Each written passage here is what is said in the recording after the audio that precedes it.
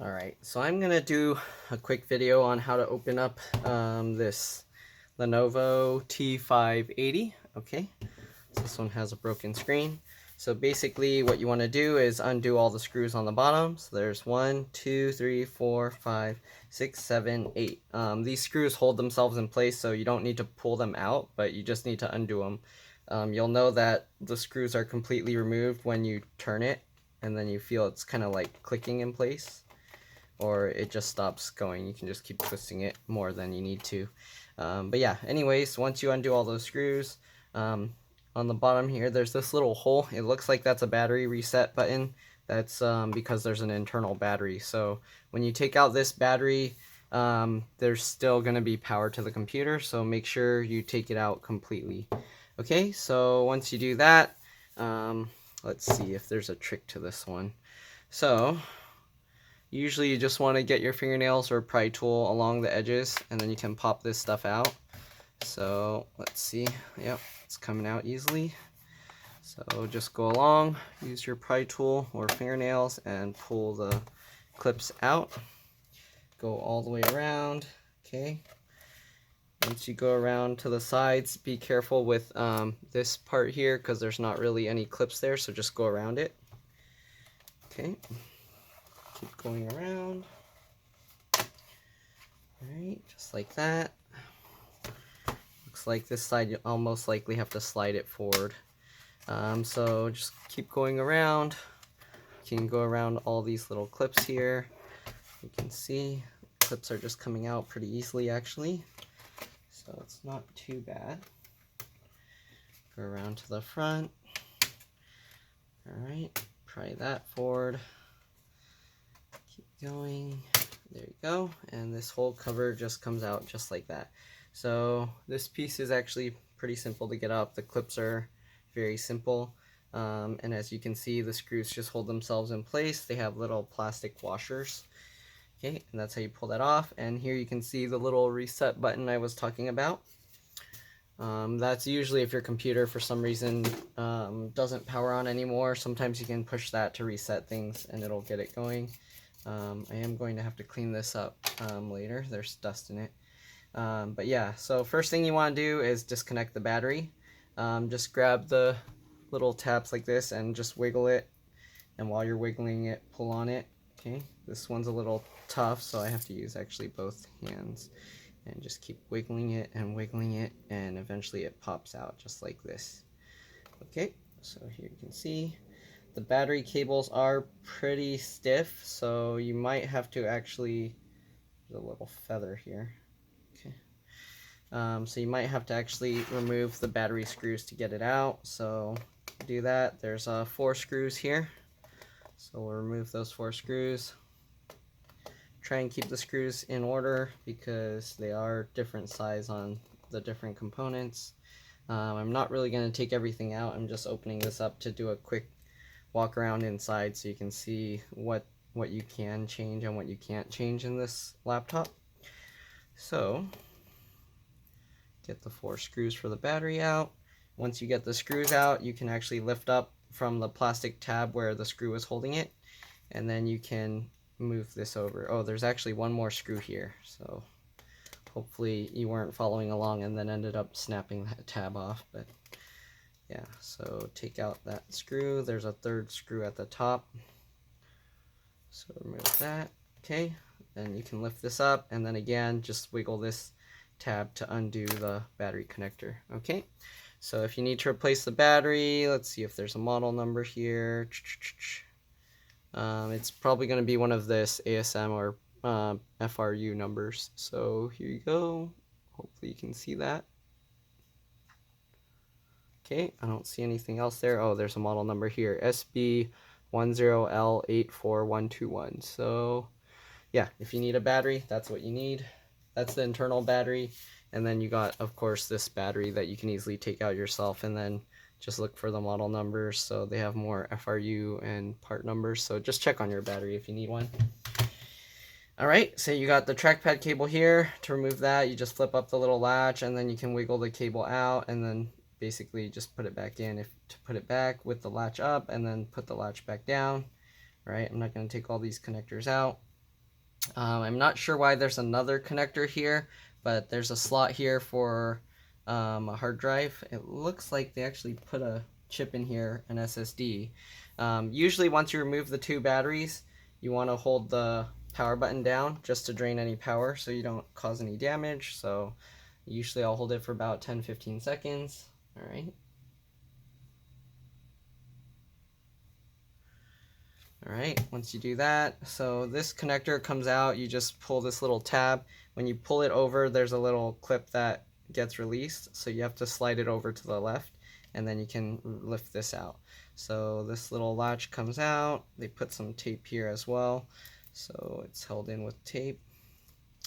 But they put some special adapter for this M.2 SSD. It looks like a NVMe PCIe M.2 SSD.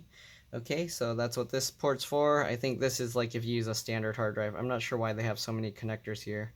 Maybe for like keyboard backlight. You got the speaker connector here. It goes all the way along to this speaker.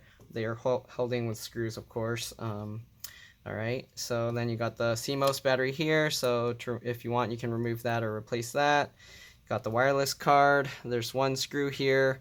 When you take it out, it'll pop up at an angle just like the RAM stick. So I'll show you with the RAM. Pops up like that, and then you can pull it out. The type of RAM is, this has 16 gig PC4 2400T.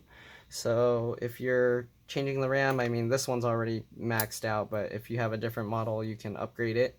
That's what you need. Then there's LCD cable connector here. Comes out just like this SSD connector. And then another connector here. I think this is for like the microphones and stuff on the other part of the screen. You got this little connector here. I believe that's for the power button. So yeah, if your power button's broken, you can replace that. Then you got the fan connector here. CPU soldered to the board. And there's a SIM card reader slot here. Yeah, I don't know what these two other things are for. They don't really list. Oh, this says FP1, so it's probably for some models with a fingerprint sensor. This says NFC1, so maybe some models have an NFC card reader. Then there's another little slot here. I'm not sure if that's the I don't know if that's also a PCIe slot, or maybe it's another SSD. They didn't really label that, but yeah, that's all there is to this model. The wireless card antennas, just like every other model, you just pull up from the tail of the antenna, it'll pop out, and then you can just push it back down, make sure it's lined up. But I think that's pretty much all there is to this. This model does have some drain holes for liquid, so if you spill water on the keyboard, don't flip it upside down. You want to leave it face down. These little drain ports, they lead to out here, so it'll actually drain the liquid out of your computer if it's not too bad. The spill will actually pull in these little raised areas, and the liquid will just drain out. So if you do spill in your computer, don't flip it upside down, because if you do, the liquid that's pulled in here will dump back out the other way, and it can flow out here. Okay, but yeah, that's pretty much all there is to this computer. I'm just changing the screen. Oh, actually, since I'm changing the screen, I'll show that. So now that we got that open, be careful opening the hinges, because now you're missing the screws holding part of the hinges in place. Let me put this back in place.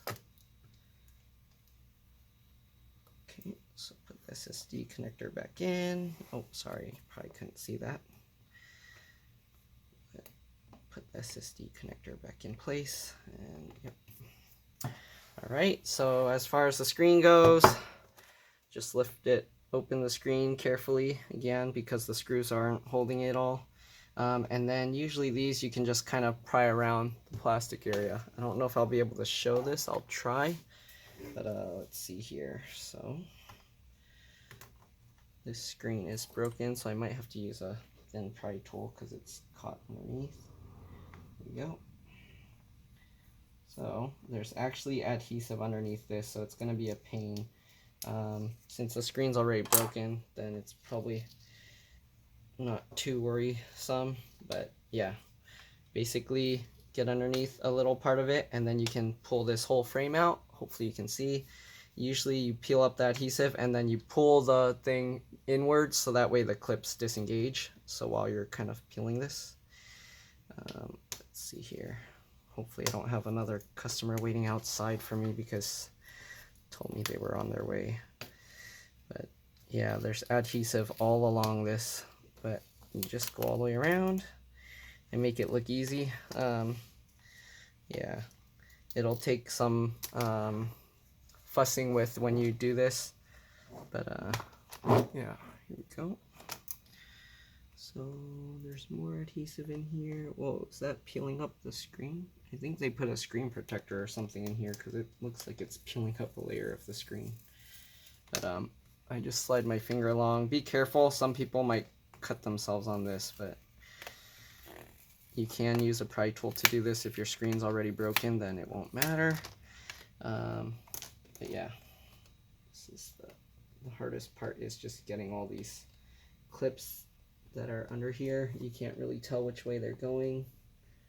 That looks like there's a metal bracket here. So let's see here. Oh, these clips are tough. I don't know. Hopefully I'm not going to have to take the whole LCD panel out.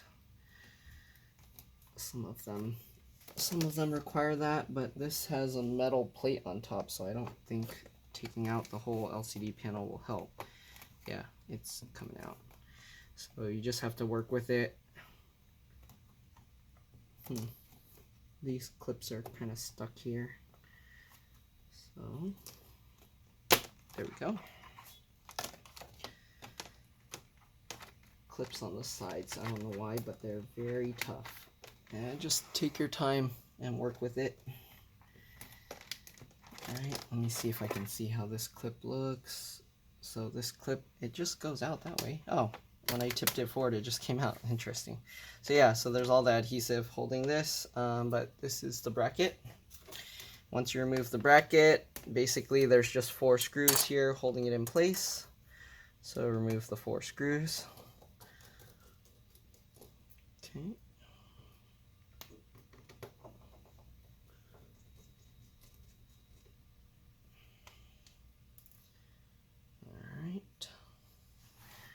Once you get the 4 screws out, you should be able to lay the screen forward, and then you can remove the bracket. And to replace the screen, you basically just put the new one in and then put the bezel back in place. And that's all there is to this. Alright, so flip it back forward, and then now you can pull the screen down, let it rest forward like this, peel up this adhesive on the back of the connector. Alright, stuck pretty strongly.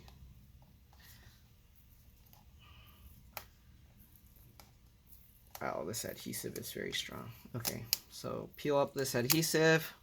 There's a little metal latch on the top of it. Alright, so lift up that metal latch. So here you can see. Once you lift up the metal latch, you can use that.